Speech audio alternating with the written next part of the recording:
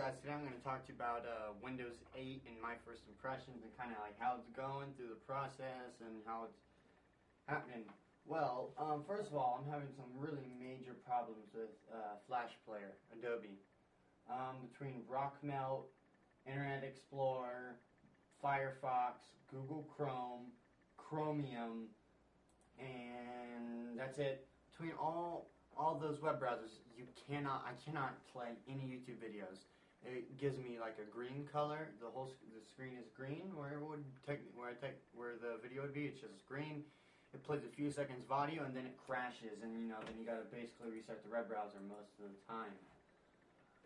It's a really, really big pain in the butt. For one, I can tell you that. It's very, very annoying to deal with. And I'm finding some other things, like with iTunes and my iPod, it's not iTunes can't recognize my iPod. It's not recognizing my iPod at all. I mean, I'm in here in iTunes, when I plug in my iPod, it goes bloop. Like to say that, it's worked, that it's plugged in, but it won't,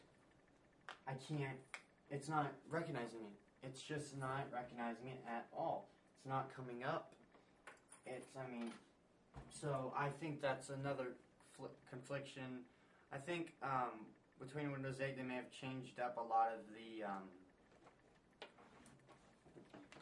they may have changed up some device-related things, and so, some device stuff, and so you're just having problems. But when it comes to like the Flash Player, I'm thinking, well, something like Flash Player, they got to put a lot of work into it, a lot of coding to it, and they really do. They designed Flash Player around, to work very well with Windows 7, Vista, and XP. That's what they really designed it for, is to work well with those three. And then when they're throwing a whole new beta in, when it's doing Windows 8 beta, I mean, it's the next version.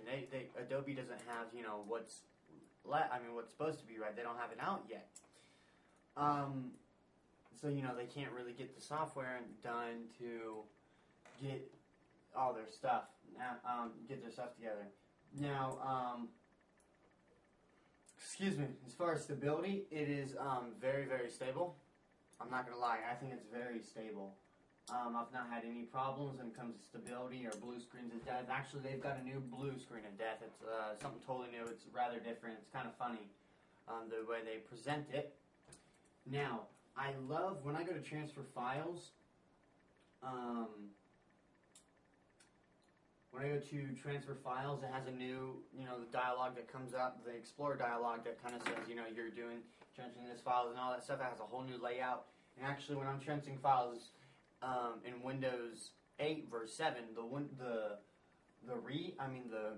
data transfer rates are a lot faster, which could very much be it's not a hardware thing. No hardware has changed, but it's definitely a Windows 8 thing. Or Windows 7 was just reading it wrong, or Windows 8 is reading it wrong. But getting faster, it's reading out faster. I'm not necessarily timing it, but it's reading out the numbers. It says it reads them out faster. As far as boot ups are fine. They're quick. I mean, that's really no big deal. Now, some things like the start menu, I really didn't like the old start menu, so I changed it. I did a registry hack to change it so I could have the original the original start menu from Windows 7, and so it looks just like Windows 7, really. And as long as the Metro interface, but it's alright, I guess. I mean, I'm not too crazy about it. It's actually pretty annoying. But, you gotta... It's all around. When Windows 8 comes out, do I plan on buying it? Well, it kind of depends how much of these problems are fixed. Like, all these flash problems, all that stuff. If they can be all fixed by Windows 8, then yes, I will buy Windows 8. If I'm still having this same crap, like, I'm sure, there's no doubt in my mind the Flash Player will be fixed, because, if millions of people are having this same problem with Flash Player, they're gonna fix it. That would just be ridiculous if they weren't.